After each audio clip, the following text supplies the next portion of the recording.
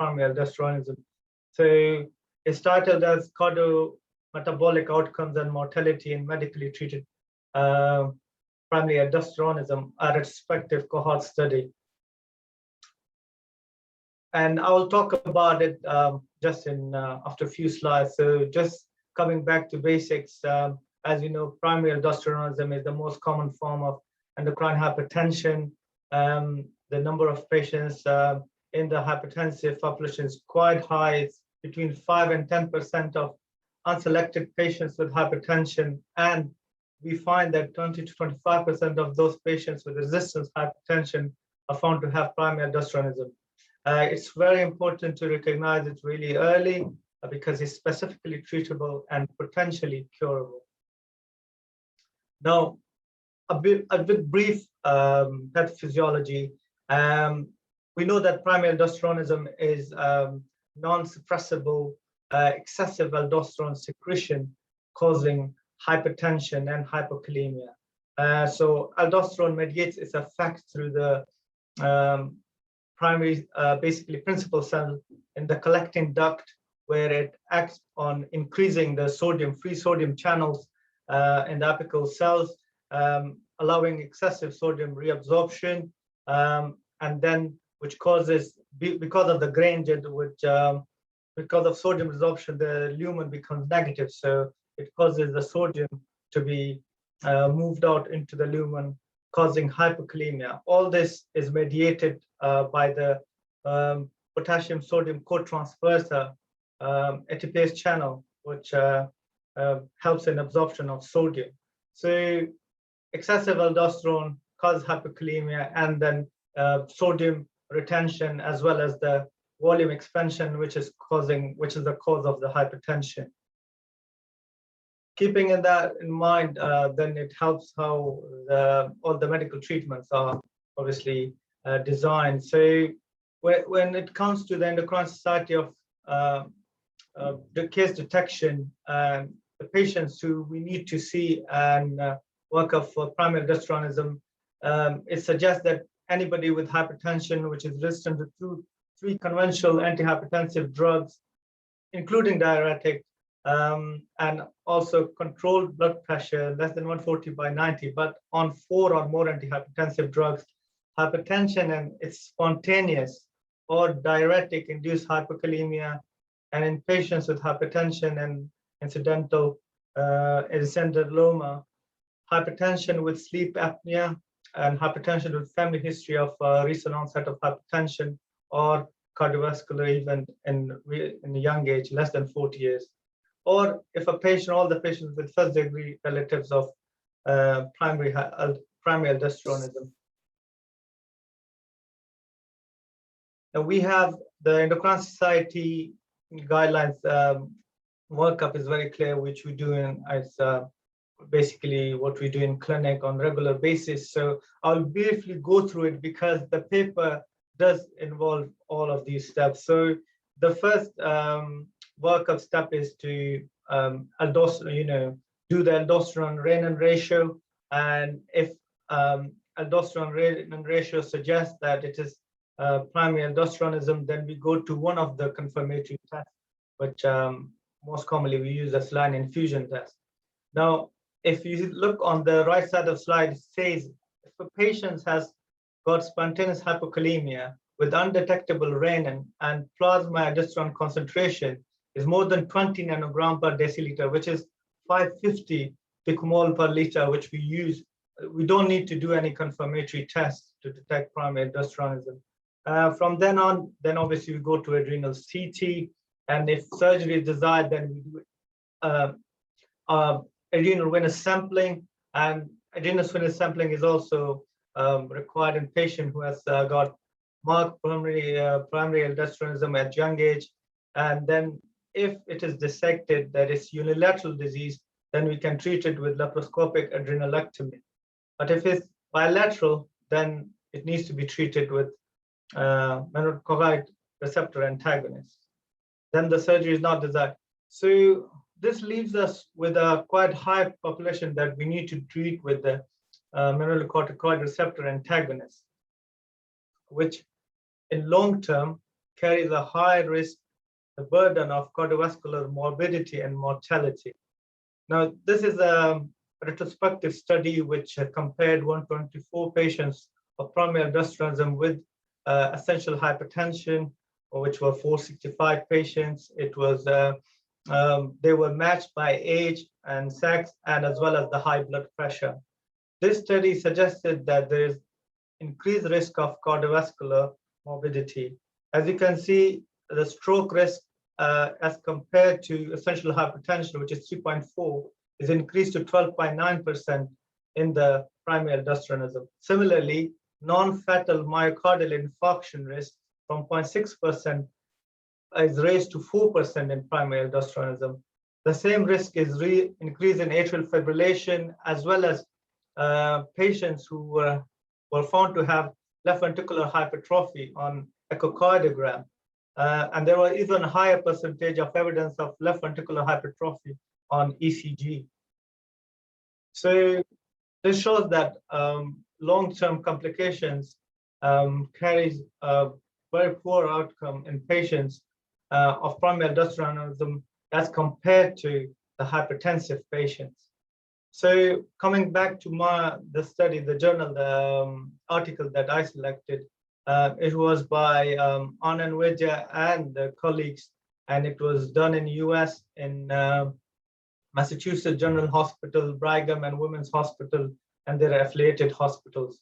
It was published in Lancet in January 2018. So the cohort of the patient selection and the cohort that they selected was from the registry of these hospitals. And the eligibility criteria was that these patients has to be seen between the years of 1991 and 2016, and they should be above the age of 18 years. Entry into the study was defined as the date immediately after the first follow-up visits. It was 1 to 6 months after initiating MR antagonists, or after the diagnosis of essential hypertension was entered into the medical record. This was for the comparison group, which was patients with essential hypertension. So just briefly, how they selected their cohort of the patients. So for primary aldosteronism, from the registry, they selected about 1,177 patients. And after that, initial 161 were excluded after manual record and review post-confirmatory test for primary aldosteronism, and they found that pre-treatment aldosterone to renin ratio was less than 555 picomole per liter, or plasma renin activity was more than 1 microgram per liter per hour. And then also negative confirmatory tests for primary aldosteronism with the oral sodium loading or saline infusion tests. And so then further, about 309 patients were excluded because they underwent surgical adrenalectomy. Then they were left with 707 patients. Among them, 105 were further excluded because they had prior cardiovascular events. And the other patients also were treated with MR antagonists prior to this study was also excluded. And the patients who had no follow-up after the initial study entry was also excluded. So in total, 602 patients with primary aldosteronism were included in this study. When it came to the comparison group, which was patients with essential hypertension, the study, the numbers were quite high, 246,000 and above. 1/3 of them were initially excluded after initial registry study, that they were found to be not eligible. And then those who were eligible were further scrutinized, and more than 11,000 patients were excluded because they had prior cardiovascular events or were treated with MR antagonists. So in this study, the patients who had primary aldosteronism were only treated with MR antagonists, while the patient with essential hypertension were to be treated with other antihypertensive, and it should be comparable. So the blood pressure, age, sex, BMI, all are comparable. And as you can see, further scrutiny also excluded about 2,000, more patients because of the frequency matching by age, which was with the primary aldosteronism cohort. So in total, 41853 patients with essential hypertension prior to cardiovascular events and frequency matched by age with primary aldosteronism cohort were included in this study. So can I check, Abdul, the left-hand group, did they only have MR antagonists? Were they allowed to have beta blockers and other things? Or were they? Yes. They were allowed? Yes. So 3 antihypertensive, which could be any one of them. I can go through the detailed slide later. I can confirm. No, it's fine. It's fine. That's as long no, as it's just to specifically beta blockers. I will have a look. Okay. But 3 antihypertensive, not MR antagonists, though. No. On the left, Professor, I mean the left group. The left group. With the left group. The primary aldosteronism. Yeah, I know, but were they allowed to have a beta blocker? Say No, just MR antagonist, spironolactone or eplerenone. Because because normally if they were on that and they were still hypertensive, you could add something, but they're not allowed to.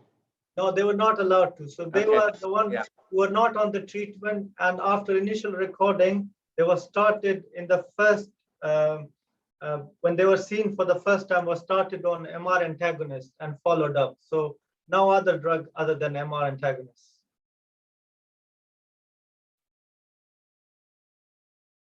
Okay, shall we move on, yeah? Yes, thank you. So comparing these two groups with cardiometabolic outcomes, basically the incidence rate of primary composite cardiovascular outcome, which was defined as the myocardial infarction or revascularization, heart failure, admission into the hospital, or stroke. They were compared with the incidence rate to the patient with essential hypertension. And it was found that the risk of developing these composite cardiovascular outcome with the incidence was quite high, twofold higher risk in patients with primary aldosteronism as compared to the patient with essential hypertension. And in total, they found that the risk of having these composite cardiovascular outcome was 56.6 as compared to 56.3 as compared to 26.6 incidence per 1,000 patients in the study per year in this study. So it shows that how significant is the load of cardiovascular incidence, cardiovascular outcomes, poor outcomes in patients with primary aldosteronism as compared to the patients with essential hypertension, despite being on MR antagonists. Now, the incident rates of cardiometabolic outcomes by individually, if we go through now, as you can see in this slide, so the incidence rate you can see in individual outcomes. So patient, as I said before, the total outcome was about 56.3% per 1,000 patients per year in the primary aldosteronism patient as compared to 26.6 in essential hypertension. Taking the individual incidence into account, MI or coronary revascularization patients, the incidence was 20.8% in these patients as compared to 9.8% in the hypertensive patients. Similarly, heart failure hospitalization was 13.5%, quite higher than 7.6% in the essential hypertensive patient. The risk of stroke also was raised at 22% as compared to 9.3% in the essential hypertensive patients. The risk of atrial fibrillation, diabetes mellitus was also raised, as you can see, with 26.2 and 32.2 respectively, in comparison to 12.8, 26.1% respectively in the essential hypertensive patients. Mortality was also high, so there were some fatal events. as compared to essential hypertension, we can see that the incidence of mortality was 15.4% in primary aldosteronism, while in essential hypertensive patients, it was 14.6%. When coming into the accumulative incidence, in overall, this table shows 3 years, 5 years, and 10 years cumulative incidence, but overall 10-year cumulative incidence was 14.1 per 100% higher in patient with primary aldosteronism as compared to the patient with essential hypertension. Among 602 patients, now this is a bit where this study comes to its outcome, which was very significant. So among 602 patients, there were 201 patients who were started on MR antagonists, and after a month, they checked the plasma renin activity. They also checked the aldosterone level before including these patients in study. So they were categorized into the patients whose aldosterone concentration was less than 550 or more than 550. Also, after 1 month of the treatment, they checked the plasma renin activity, and among 201, 67 patients had plasma renin activity more than 1 microgram per liter per hour. The rest were less than 1 microgram per liter per hour, which was suppressed. So then they studied the cardiovascular outcome of these patients who were on higher dose of MR antagonists and who had plasma renin activity not suppressed and higher than 1 microgram per liter per hour. So they found that the cardiovascular outcome in comparison to those patients who had high plasma renin activity was very significant. So their outcome was almost as equal, even better than patients with essential hypertension. This was a significant finding, if you can see here. The patients whose renin activity, plasma renin activity was less than 1, their risk of having cardiovascular outcomes incidence was threefold higher. And in comparison, the patients who had plasma renin activity more than 1, their outcome was almost similar or better than patients with the essential hypertension. So this was a significant finding, and they basically deducted from this that plasma renin activity can be used as a biomarker of better outcome with patients for primary aldosteronism who are on MR antagonists. And from this, they have also suggested that it can be incorporated into clinical practice to increase try to use higher dose of MR antagonists in order to make the renin detectable and keep it above 1 could improve the outcomes in long term. I'll keep this in.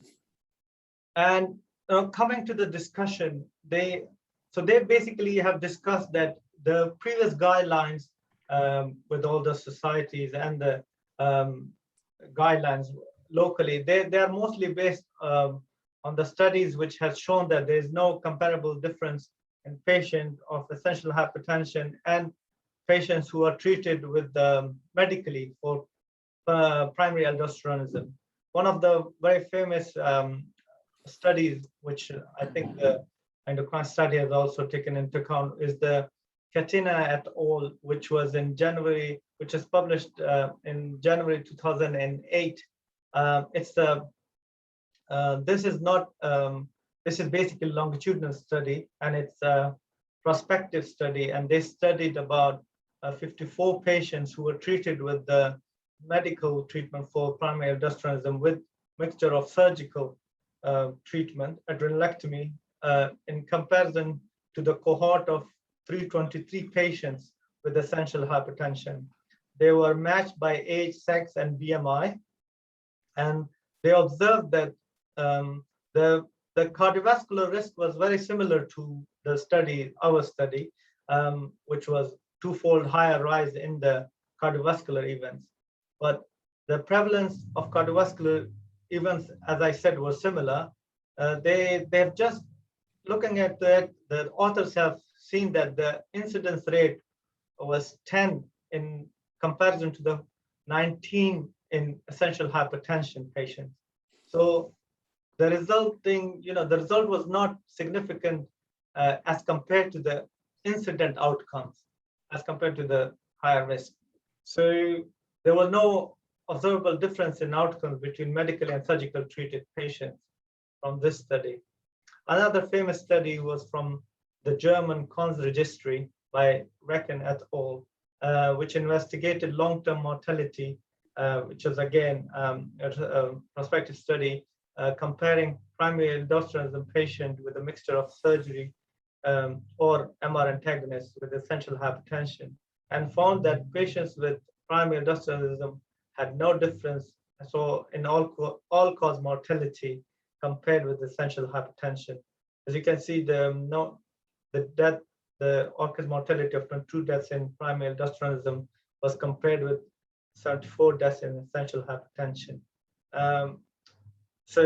However, in secondary analysis, the cardiovascular mortality was higher in patients with primary aldosteronism.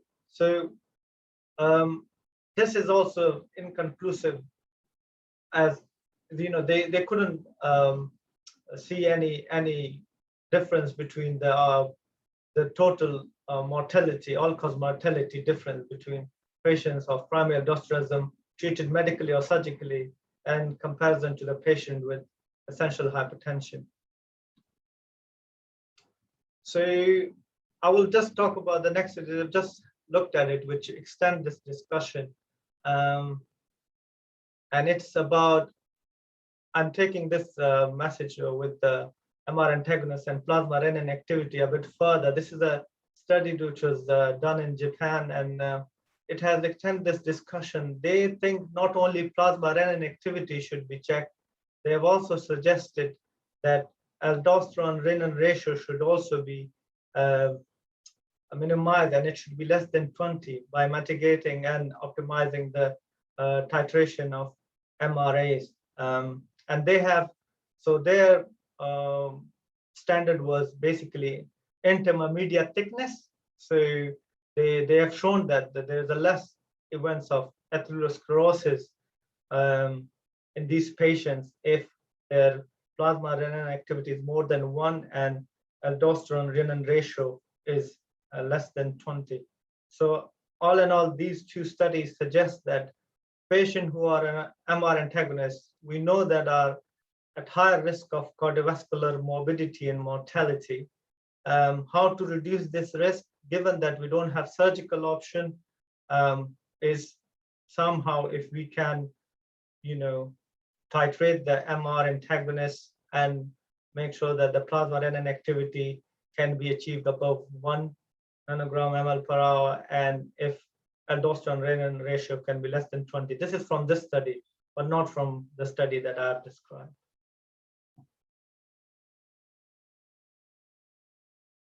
All right, thank you. Oh, thank you very much. I would like your thoughts now.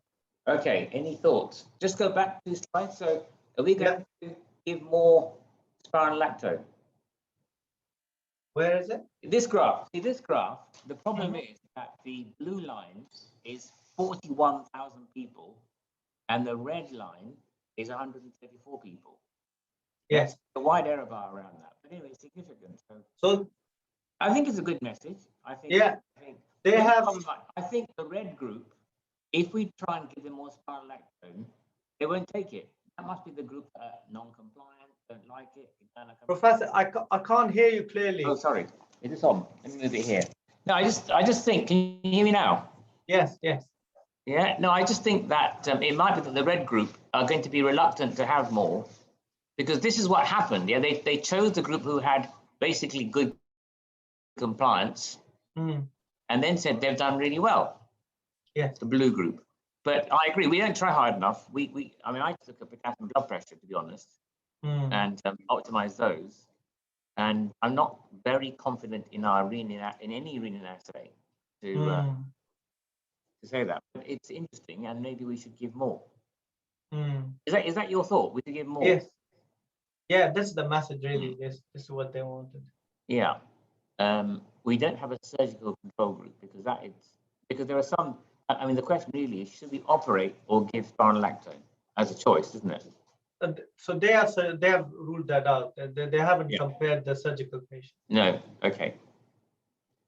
But within the medical group, should we be monitoring the renin after starting, like you were discussing before? Yes. With everyone?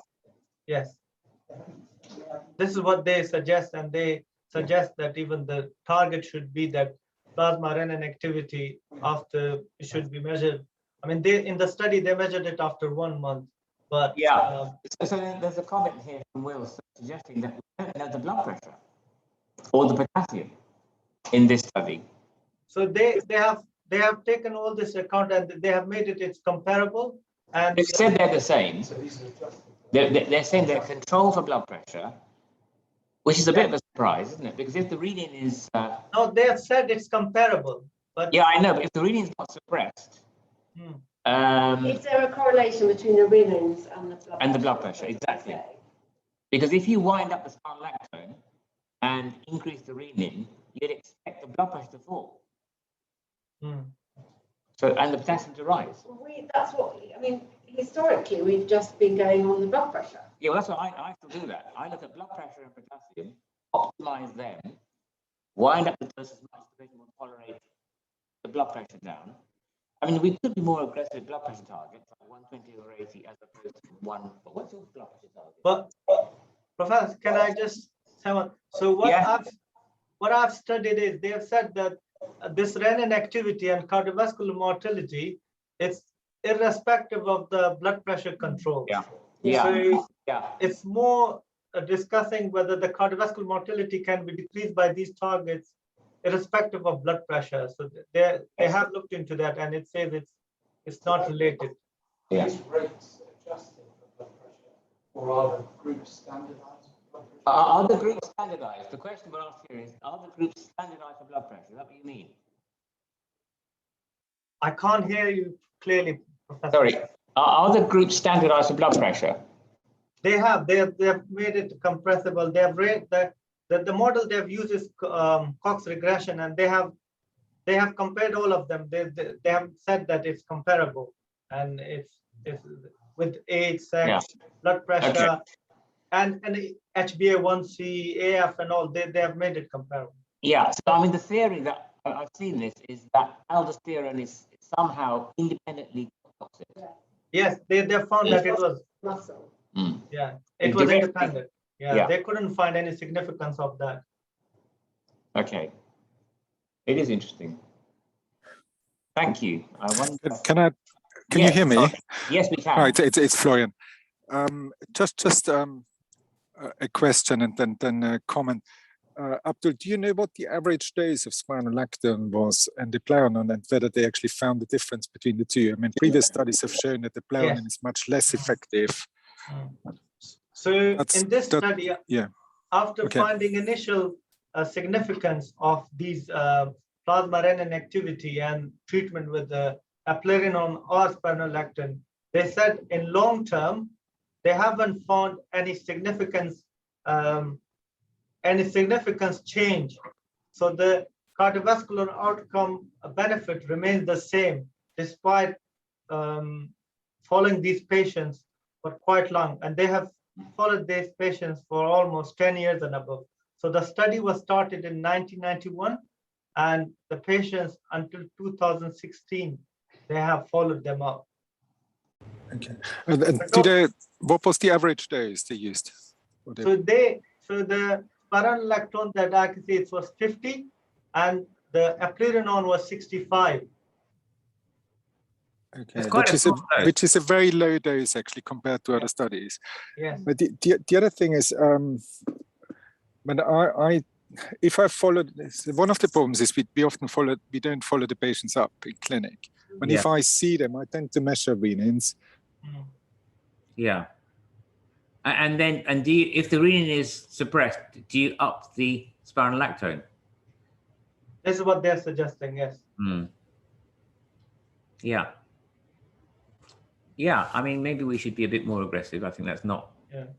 I mean, we're generally not very good with blood pressure control itself. And also, if they're not allowed to use beta blockers and other things, then because beta blockers, the problem with beta blockers, of course, is it'll suppress the renin.